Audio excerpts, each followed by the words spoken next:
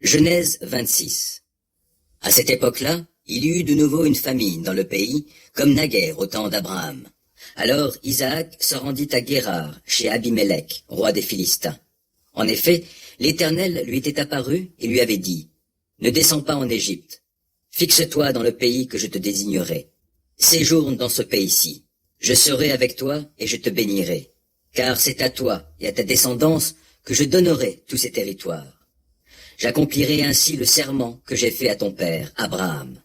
Je rendrai ta descendance aussi nombreuse que les étoiles du ciel, et je lui donnerai tous ces territoires-ci, et tous les peuples de la terre seront bénis en ta descendance. Je le ferai parce qu'Abraham m'a obéi, et qu'il a observé mes prescriptions, mes commandements, mes préceptes et mes lois. C'est pourquoi Isaac resta à Guérar.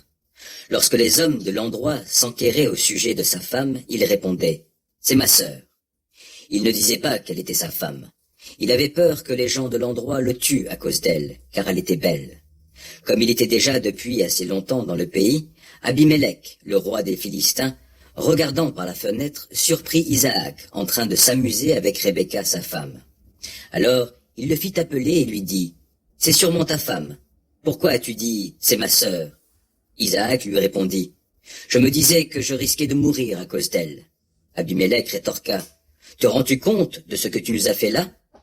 Il s'en est fallu de peu qu'un homme de ce peuple couche avec ta femme.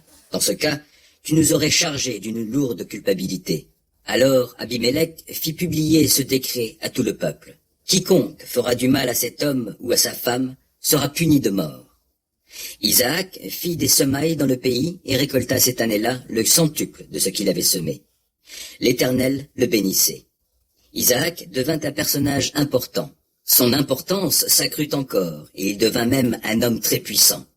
Il possédait des troupeaux de moutons, de chèvres et de bovins, et beaucoup de serviteurs, de sorte que les Philistins devinrent jaloux de lui. Ils comblèrent tous les puits que les serviteurs de son père Abraham avaient creusés à son époque en les remplissant de terre. Alors Abimélec dit à Isaac, « Va, quitte ce pays, car tu es devenu beaucoup plus puissant que nous. » Isaac partit et alla dresser son camp dans la vallée de Guérar, où il s'établit. Il s'installa et fit déboucher les puits qu'on avait creusés du temps de son père Abraham et que les Philistins avaient comblés après la mort d'Abraham, et il leur donna les mêmes noms que son père. En creusant dans la vallée, les serviteurs d'Isaac découvrirent une source d'eau vive. Les bergers de Guérar cherchèrent querelle aux bergers d'Isaac en prétendant « Cette eau est à nous ». Isaac donna à ce puits le nom d'Ézec, dispute, parce qu'on s'était disputé avec lui à son sujet. Ensuite, ils creusèrent un autre puits, pour lequel on lui chercha de nouveaux querelles. Il le nomma Sitna, opposition. Puis il partit de là et creusa un autre puits, pour lequel on ne lui chercha pas querelle. Il l'appela donc Rehoboth, larges espaces, car, dit-il, maintenant l'Éternel nous a mis au large, et nous prospérerons dans le pays. De là, il remonta à Beer-Sheva. La nuit de son arrivée, l'Éternel lui apparut et lui dit, « Je suis le Dieu de ton père Abraham. Sois sans crainte, car je suis avec toi. Je te bénirai et je te donnerai une nombreuse descendance, à cause d'Abraham, mon serviteur. » Isaac bâtit un autel à cet endroit. Il y invoqua l'Éternel et y dressa sa tente. Les serviteurs d'Isaac y creusèrent un autre puits. Abimélec vint le trouver depuis Guérar, avec Ahuzat, son conseiller, et Picol, le chef de son armée. Isaac leur demanda, « Pourquoi êtes-vous venus me trouver, alors que vous me détestez et que vous m'avez renvoyé de chez vous ?» Ils lui répondirent, « Nous avons bien vu que l'Éternel est avec toi, et nous nous sommes dit, nous devrions nous engager, nous et toi, par serment. Nous voudrions donc faire alliance avec toi. Promets-nous, en le jurant, de ne pas nous faire de mal, comme nous ne t'avons pas fait de mal, car nous t'avons toujours bien traité et nous t'avons laissé partir sain et sauf. À présent, tu es béni par l'Éternel. » Isaac leur fit préparer un grand festin.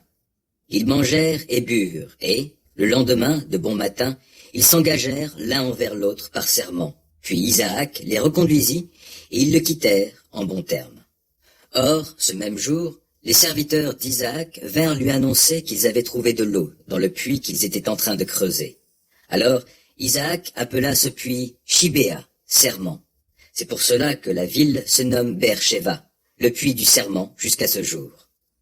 À l'âge de 40 ans, Ésaü épousa Judith, fille de Béhéri, le Hittite, et Basmath, fille d'Élon, le Hittite.